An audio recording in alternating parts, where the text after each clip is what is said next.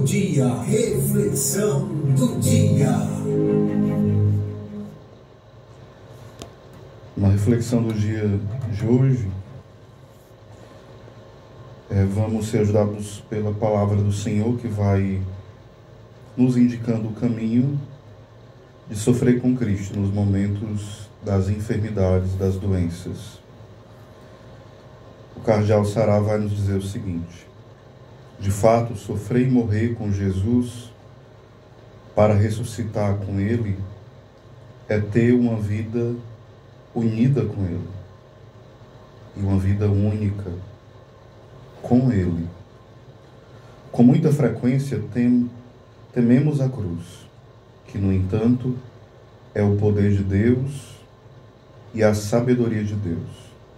É o que nos fala São Paulo em 1 Coríntios 1, 17 ao 26. São João da Cruz nos ensina: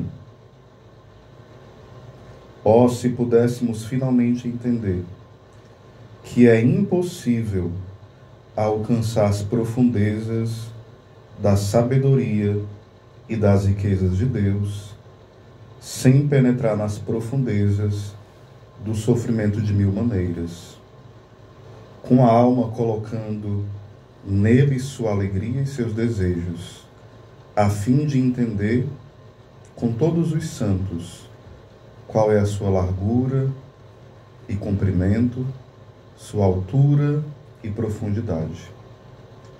A alma que verdadeiramente deseja sabedoria também deseja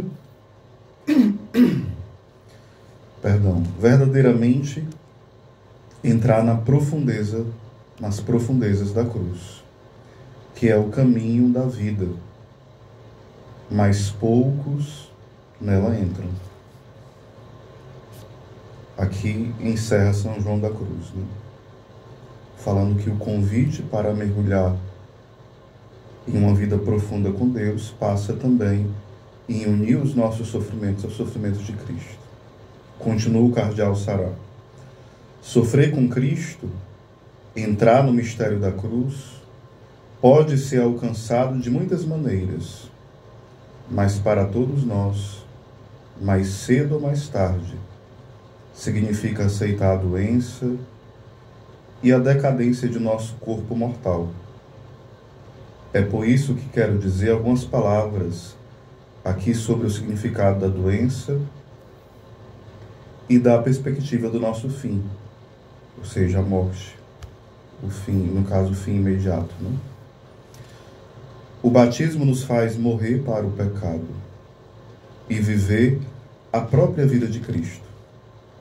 Mas se o pecado é apagado de nós, as feridas que ele causou em nossa natureza humana não são todas curadas.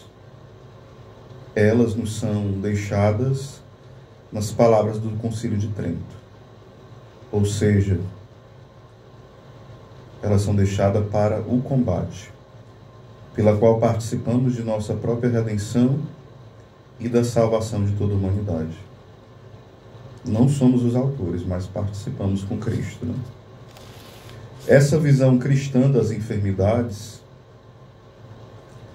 não significa que devemos desistir de todos os esforços para curá-las. Pelo contrário, o cuidado com os doentes foi ampliado pelo Evangelho.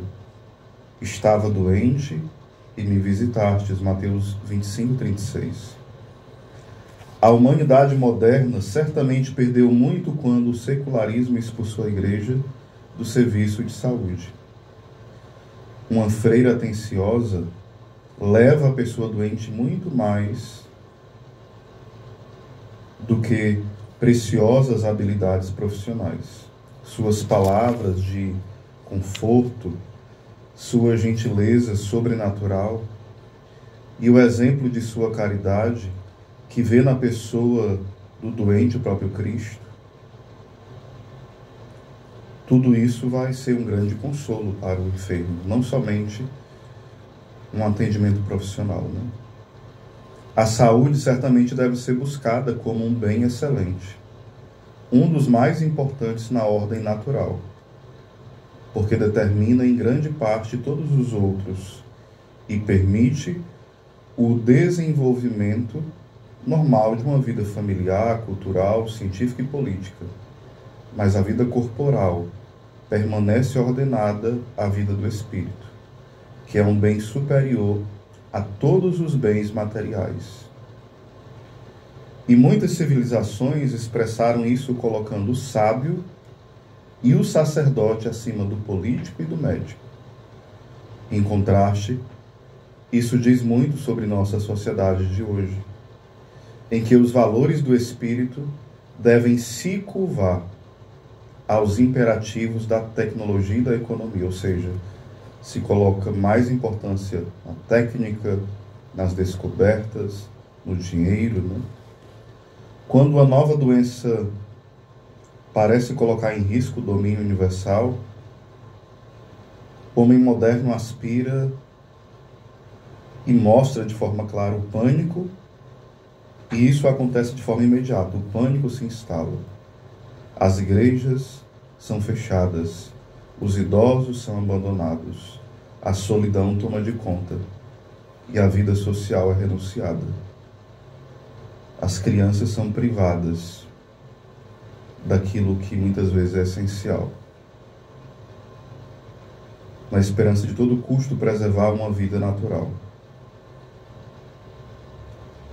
Do ponto de vista da vocação sobrenatural do homem, os bens desta vida têm valor apenas na medida em que ajudam a nos preparar para a vida eterna. Olha que comentário profundo, né, do Cardeal Sará. Ele ainda continua: entre os bens desta vida é legítimo desejar a saúde do corpo. É tanto que a igreja tem orações litúrgicas que pedem juntamente a saúde do corpo junto com a saúde da alma. E ele vai dar exemplos de algumas orações litúrgicas aqui, né? Aqui no livro Catecismo da Vida Espiritual. Então, nesse tempo, geralmente nós falamos o ditado, que esse ditado não é errado em si mesmo, mas ele precisa ser bem compreendido. Ele fala assim: a coisa mais importante da vida é a saúde, sim, mas a saúde completa, a saúde do corpo, a saúde da alma, a saúde mental, uma saúde completa. De nada adianta você ser uma pessoa muito saudável do corpo e ter uma alma apodrecendo. De nada adianta eu ter uma saúde maravilhosa enquanto o meu coração, enquanto o meu ser está totalmente afastado de Deus. Sempre o sobrenatural, ele deve ser a base para todas as coisas. Às vezes a gente confunde. Nós sempre somos tentados a colocar o material, o provisório, na frente daquilo que é eterno.